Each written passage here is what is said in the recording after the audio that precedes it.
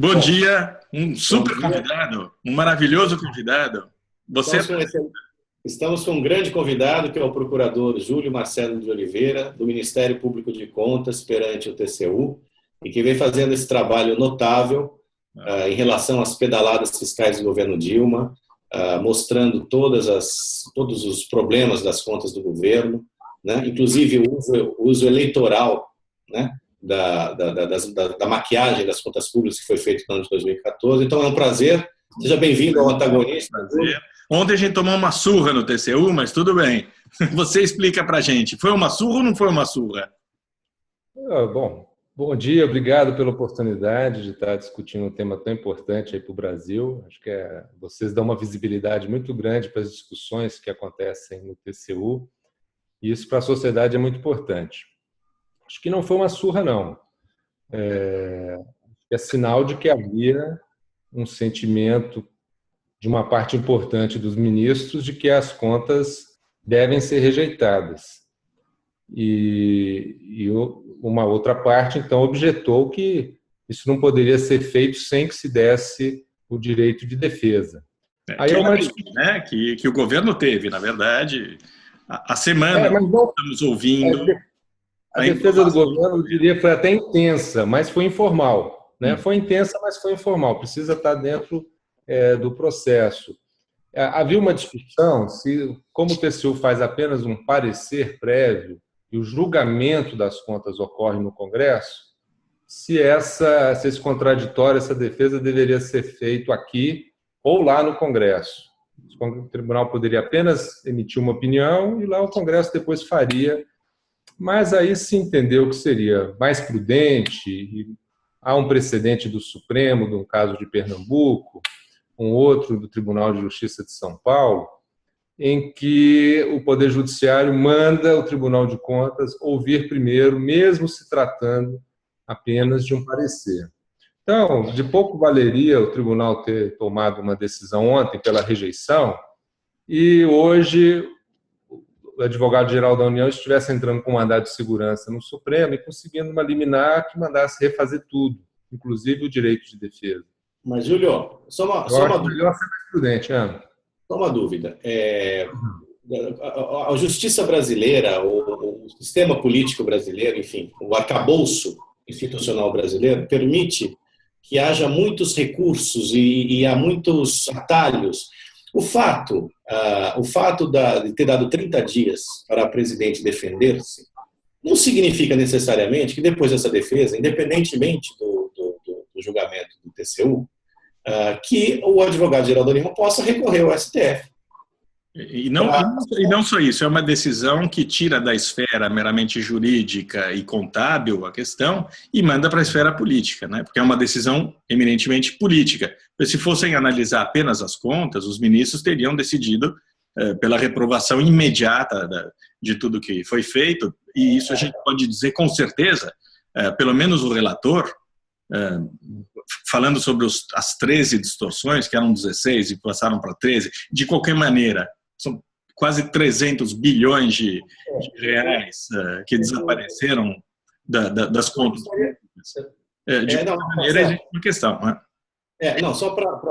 Enfim, é possível que, só o primeiro passo, Diogo, é possível que, mesmo depois da defesa, e no caso do TCU rejeitar as contas, o governo possa ir ao STF antes de ir para o Congresso? Não, eu não vejo espaço para isso não, Mário.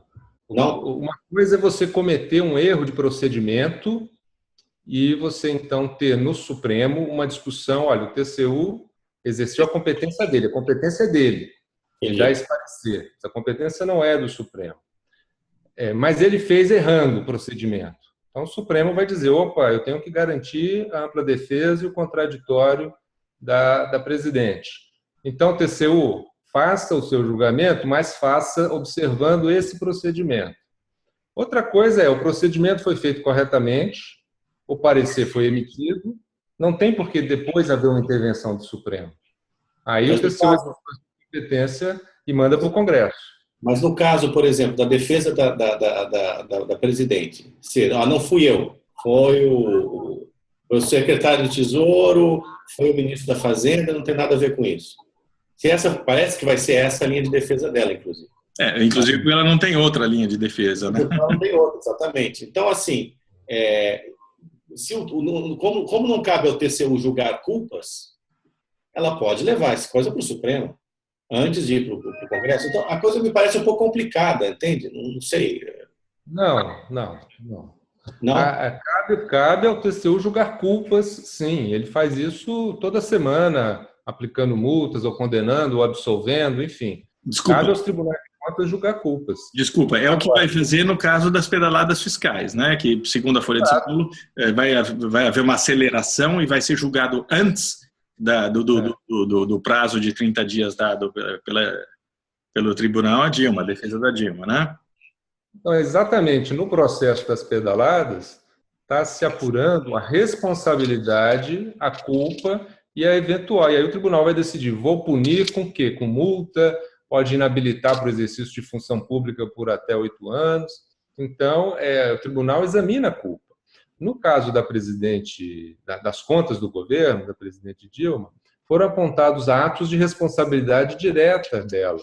A edição de decretos que contrariam a lei orçamentária, que contrariam a Constituição, a edição de decretos de programação financeira e de contingenciamento que não respeitaram os critérios da lei de responsabilidade fiscal. Então, são atos que são praticados diretamente pela presidente, ela que assina esses atos, né? Ela pode até dizer, não, eu recebi informações equivocadas, mas a responsabilidade pela assinatura do decreto é inequivocamente da presidente. E, Júlio, no caso das pedaladas, ela vai ser denunciada pela Procuradoria? Como é que funciona exatamente? Porque, aparentemente, o tribunal pensa em julgar e condenar o Guido Mantega e o Arno Augustin, mas ela não tem nada a ver com essa história? Então, naquele momento, naquele processo, não se apontou a responsabilidade da presidente sobre as pedaladas. É preciso fazer essa conexão para que você possa, então, ter uma responsabilização direta. Não quer dizer que isso não possa ainda acontecer, né? Ainda há investigações em curso que podem levar a este patamar de responsabilização. O Ministério Público Federal vai avaliar lá na competência dele se é o caso de fazer ações de improbidade ou denunciar por crime contra as finanças públicas esses agentes envolvidos. Quais são os prazos? Desculpa te interromper, só para saber. Quando é que vocês vão apresentar essa denúncia final sobre as pedaladas?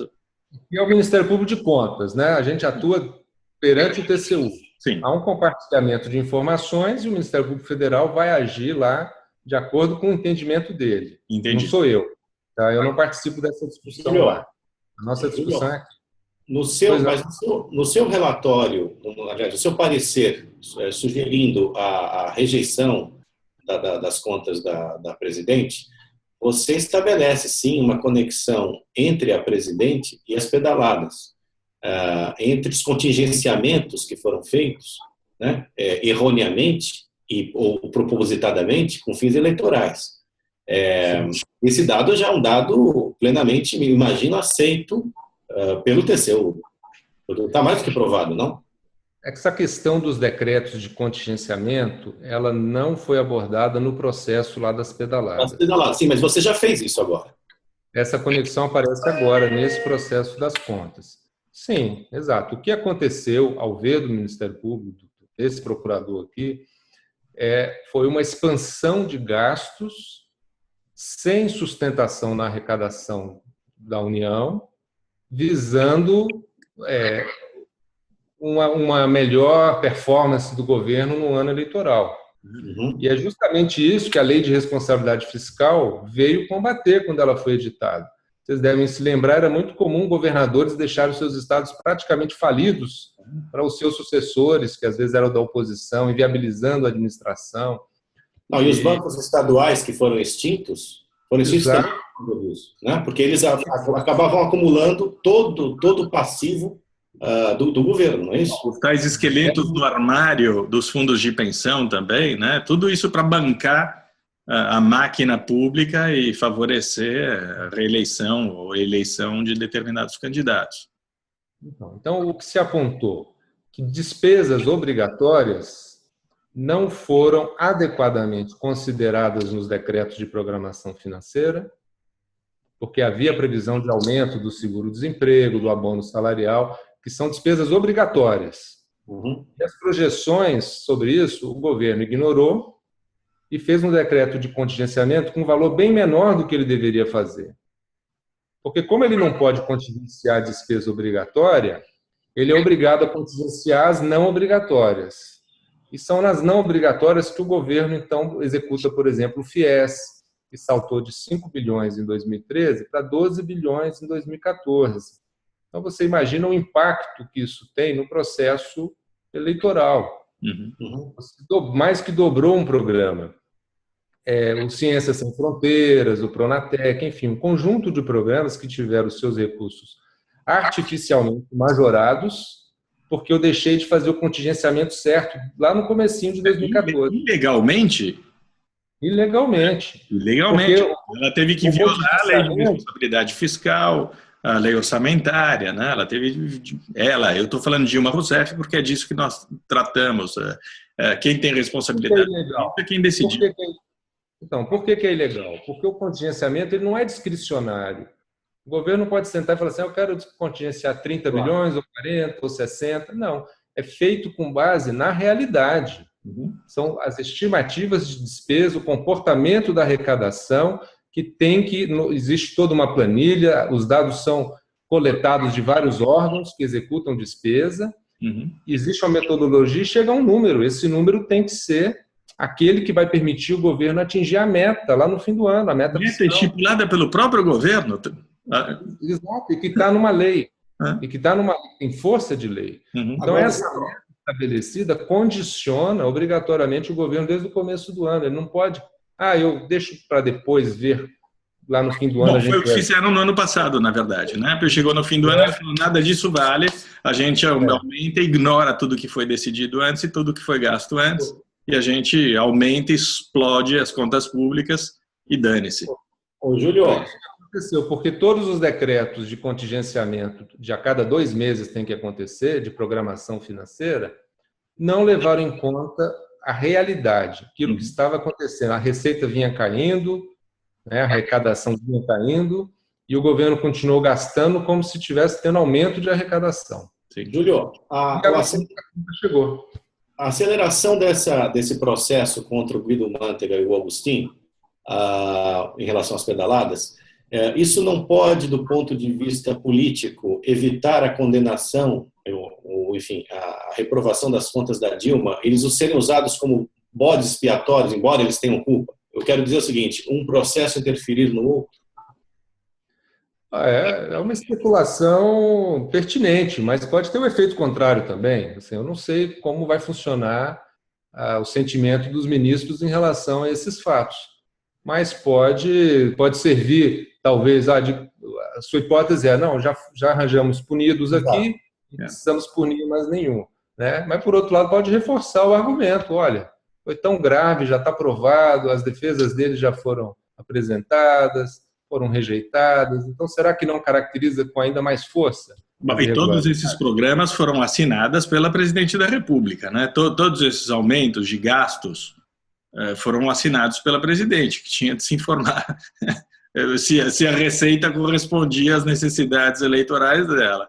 Me preocupou um pouco ontem, Júlio, ao proferir um voto, um dos ministros que disse que a Presidente não era uma gestora. Isso me pareceu já a indicação... Não há a menor dúvida disso. Não, sim. Eu não tenho a menor dúvida de que ela não é uma gestora. Sem dúvida. Mas a questão é, se ela não é uma gestora, ela também abre caminho para a possibilidade de que ela tenha sido enganada, de que ela não sabia, de que ela foi levada a fazer isso sem ter consciência. Enfim, é uma linha muito malandra, eu diria, né? Bom, o fato é o seguinte, para nós, eleitores e cidadãos comuns, fica muito estranho o Tribunal de Contas da União. Ok, digamos que tudo isso faça mesmo sentido, de oferecer a ela a possibilidade de defesa. Mas como pode existir a hipótese dela se defender do indefensável? Porque o número é número, está ali. Não há como escapar disso. Não, e essa decisão de prorrogar o período da decisão, etc., obviamente uma excepcionalidade, não acontece isso todos os anos. Os ministros decidiram dar tempo à presidente, em primeiro lugar, porque é óbvio que há uma série de provas de que ela cometeu ilegalidades. Em segundo lugar, porque querem algum tipo de acordo político que tire esse pepino da mão deles. O que eu quero dizer é o seguinte... O juiz não gosta de decidir.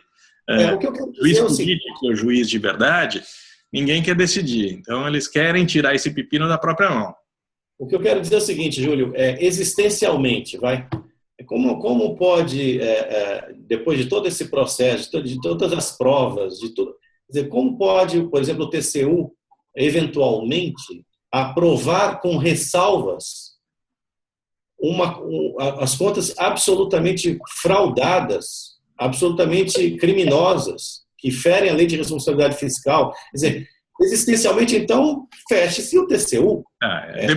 Demonstradas pelo relator, demonstrada no relatório do ministro Augusto Guedes. Exato. Ontem nós assistindo, nós pusemos ao vivo aqui a sessão, quer dizer, o Nardes vinha mostrando os absurdos, a realidade, e no final, um final esquizofrênico. Ok, dá o direito de defesa.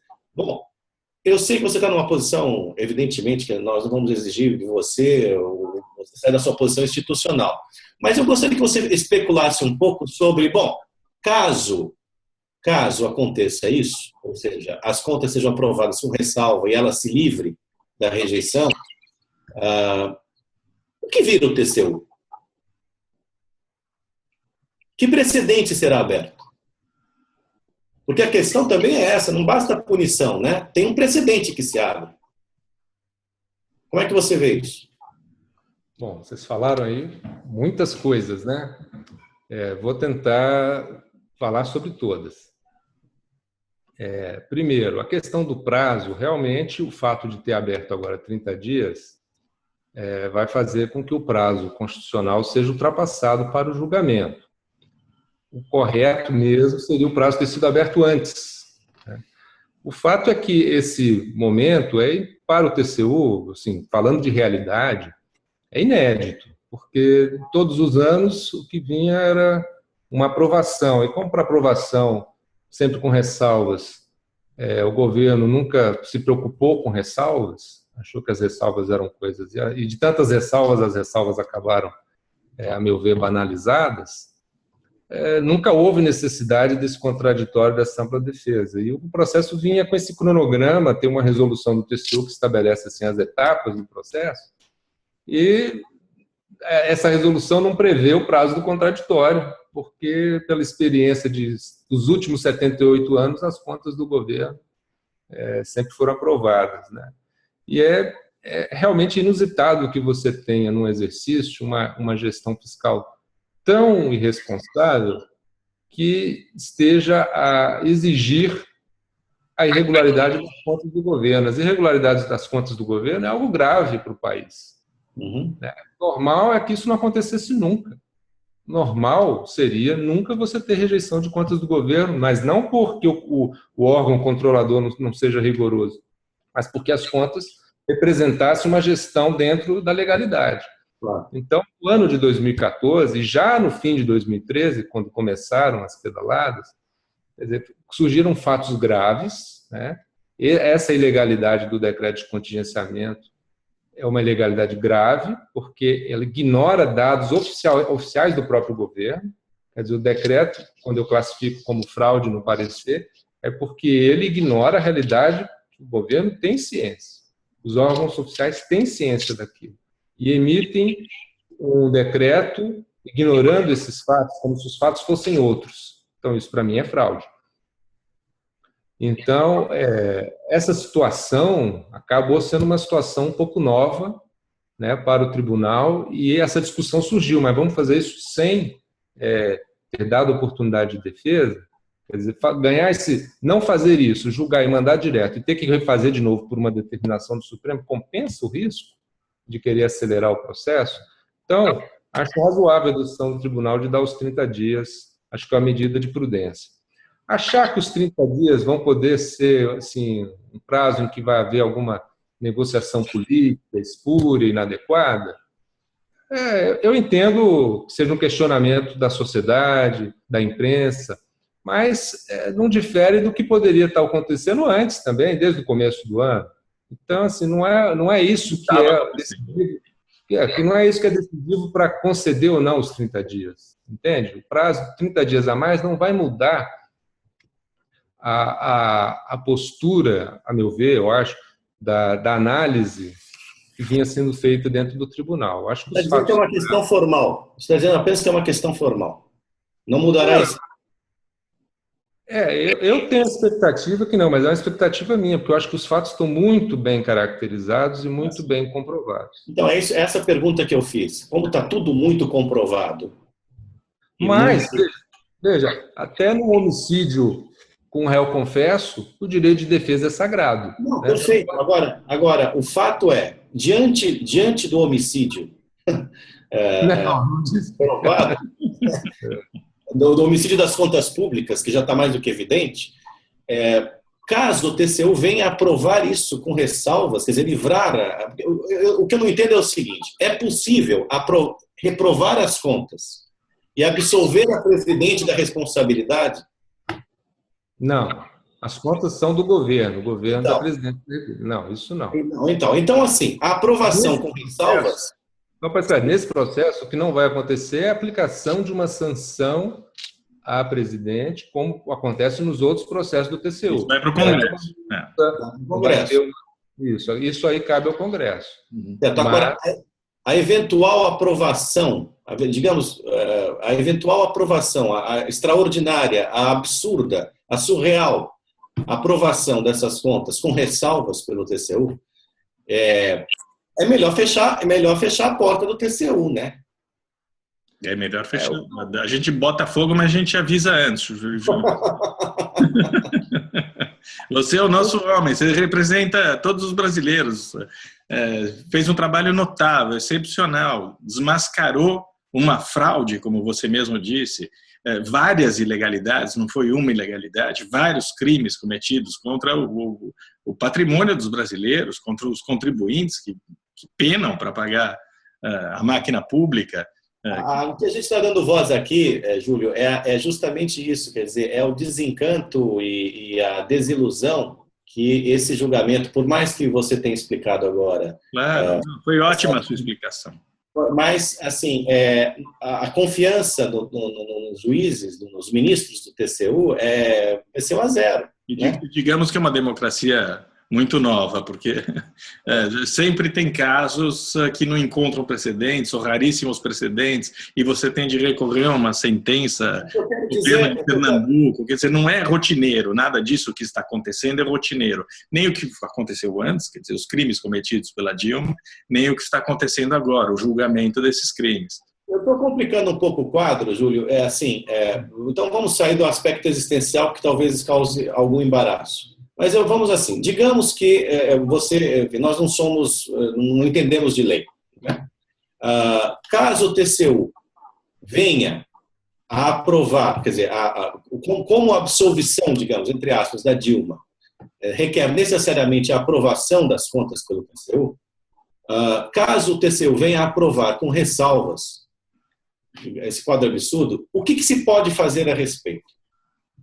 A possibilidade de se recorrer ao STF, o que se faz a respeito? Aceita-se pronto? Bom, vamos lá. Como disse o Diogo aí, a gente vive numa democracia relativamente nova mesmo, né? E até esse aprendizado dos órgãos de controle, com controle social, com controle da imprensa, eu acho muito positivo esse olhar que vocês lançam aqui para o TCU, que toda a imprensa está lançando, movimentos sociais estão lançando, cobrando do TCU aquilo que é normalmente esperado, né? O que todo mundo quer é que o judiciário seja rigoroso, que os tribunais de contas sejam rigorosos também, porque ao fim e ao cabo, essas instituições é que são a garantia do cidadão de que as coisas vão caminhar direito, podem ir numa melhor direção, né? A gente não é um país subdesenvolvido por acaso, são pelas escolhas e cada escolha conta. E a escolha que o Tribunal de Contas vai fazer nesse processo é fundamental, porque ele vai dizer se a lei de responsabilidade fiscal tem que ser cumprida, executada fielmente, ou se nós podemos abandonar essa lei, porque ela nunca foi tão frontalmente violada como agora. E a gente vive um momento no Brasil de muita pressão fiscal, não só na União, como em todos os estados. Dos 27 estados, 22 estão com problemas de limite de pessoal, dificuldade para pagar, porque a folha cresceu muito, porque agora a arrecadação está caindo. Então, é um momento de desafio para o Brasil de ter uma gestão fiscal responsável. E todas as instituições estão sendo desafiadas. Os governadores estão sendo desafiados a serem austeros, a segurarem o gasto público para poder, depois, com gasto equilibrado, você promover um desenvolvimento sustentável. O governo federal e o TCU tem agora essa responsabilidade, tem que enfrentar esse momento. Mais do que isso, Júlio. A brecha não seria essa, justamente, só para não perder o fio da meada, a brecha não seria essa, justamente, se o TCU aprova com ressalvas essas contas que claramente, de maneira despudorada, feriram a lei de responsabilidade fiscal, há possibilidade de se recorrer a uma instância superior para acusar o TCU de ter ferido a responsabilidade fiscal ao aprovar essas contas, não? Não. Esse é o juízo que cabe ao tribunal fazer. Não se torna cúmplice o tribunal? O tribunal pode ignorar a lei de responsabilidade fiscal que está claramente ferida? Essa é uma questão que se coloca, acho, não? A questão é pertinente. Do ponto de vista daquilo que foi identificado, não só pelo Ministério Público de Contas, mas eu quero registrar que esse relatório do ministro Nardes, que apontou todo esse conjunto de irregularidades e de dívidas não contabilizadas, restos a pagar em valores estratosféricos, são mais de 250 bilhões de restos a pagar, as pedaladas que já foram identificadas em outro processo, os decretos de contingenciamento, tudo isso foram identificados por um conjunto de auditores muito sérios, muito qualificados e que querem realmente fazer com que a lei seja cumprida. Né? Exatamente. Eu vi o relatório do ministro Nardes de uma forma assim, muito alvissareira, porque ele tocou nos pontos. As feridas estão expostas, os problemas estão colocados. Eu acho que a situação é da maior gravidade, assim, do ponto de vista das contas públicas, e eu espero que o tribunal seja rigoroso. Essa decisão que o tribunal tomar é final, não tem recurso, né? É um parecer, não é um julgamento. Mas é inconstitucional, Júlio. Se aprovarem, com todas as provas que já existem, de que o governo feriu a lei de responsabilidade fiscal, feriu a Constituição. E ao ferir a Constituição, pode-se recorrer ao STF. Não, você pode fazer... Essa é uma situação muito inusitada, né? Sim. Pode vir a ser criada, digo. Não existe um recurso contra a decisão do tribunal. Ninguém precisa concordar com a decisão do tribunal. A imprensa não precisa concordar, a sociedade não precisa concordar, e o Procurador-Geral da República não precisa concordar. O Judiciário é a última palavra para tudo, mas aí não vai ser um recurso, vai ser uma ação autônoma questionando atos concretos da Presidência da República. Qualquer cidadão pode entrar com uma ação popular contra o governo e discutir qualquer desses atos. Então, não é que não exista uma possibilidade de discussão no Judiciário sobre as contas do governo. O que não existe é um recurso para mudar o parecer. O parecer do TCU foi esse. Pronto, acabou. Eu tenho que fechar o nosso... Se o cidadão quiser, que um cidadão ou uma entidade, enfim, quiser recorrer ao Judiciário contra a decisão do TCU, não para reverter a decisão, mas você pode acusar o TCU, pode acusar os ministros do TCU, não? Não. Os magistrados, eles têm... É uma independência que os magistrados têm para julgar conforme a sua convicção. Mas o TCU não faz parte do judiciário, né? O TCU faz parte do legislativo. Mas os ministros do TCU são magistrados, são regidos pela Lei Orgânica da Magistratura e têm as mesmas garantias dos ministros do STJ. Né? Pode achar, por exemplo, que uma decisão do Supremo contraria a Constituição, mas é a última palavra. Eles falam e a gente tem o direito de não concordar, de criticar, a imprensa pode criticar, enfim, mas tem situações que são definitivamente julgadas em algum momento. E essa é uma delas. A gente tem que fechar aqui, porque a gente tem limites técnicos. É muito importante essa nossa conversa. Eu espero que em Brasília os ministros percebam que muitos brasileiros, a maioria dos brasileiros, não quer apenas a aplicação do rigor fiscal e da supervisão sobre as contas públicas, eles querem pura e simplesmente a aplicação das leis. E uma lei que foi feita, uma lei que trouxe benefícios à população, como a lei de responsabilidade fiscal ou a lei orçamentária, essas têm que ser aplicadas. E acho que esse é o ponto da frustração, quer dizer, uma lei que foi violada, e foi violada flagrantemente, não teve um julgamento peremptório, imediato, como poderia ter tido, já que todas as provas estavam ali, já que não comportava uma condenação, visto que a condenação terá de ser feita em outra instância, que é a do Congresso Nacional, mas de qualquer maneira, a gente vai continuar acompanhando o seu trabalho, é magnífico, a gente vai continuar atrapalhando do governo nessa sua tarefa de desviar dinheiro público. Vocês têm de continuar fazendo o que fizeram até hoje. Nós sempre conversamos aqui que o TCU já tinha desmascarado todos os esquemas de propina da Petrobras muito antes da explosão da Lava Jato. Estava tudo lá. Eu mesmo fiz um monte de artigos. O Mário, quando era editor da Veja, fez um monte de artigos baseados em relatórios do TCU que apontavam esses desvios, superfaturamento e cartel, favorecimento a determinadas empresas. Isso tudo estava lá. Então, muito obrigado, continue com...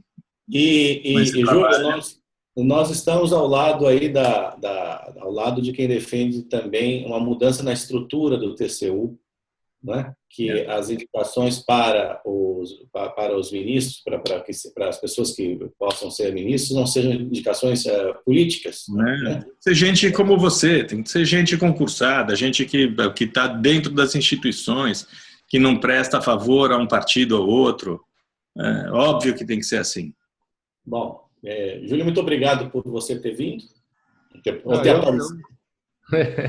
Eu quero agradecer a oportunidade da gente ter esse diálogo e quero sublinhar uma coisa, assim, o Ministério Público de Contas tem pedido rejeição de contas, agora pela primeira vez no caso da União, mas em caso de governadores, de todos os partidos, né? É bom deixar isso claro, que não tem nenhuma coloração partidária na atuação do Ministério Público. Em Goiás mesmo, recentemente, fizemos o pedido lá de rejeição das contas com um colega que atua lá no Tribunal de Contas do Estado, e que a nossa luta é que a gente tenha uma democracia e uma república que tenha o império das leis, né? Que todos estejam submetidos às leis e que os governantes tenham medo de descumprir as leis, né? Tenham uma maior reverência e sejam os primeiros a dar exemplo de cumprimento de leis no país. Muito obrigado. Exatamente. Obrigado, Júlio. Muito obrigado.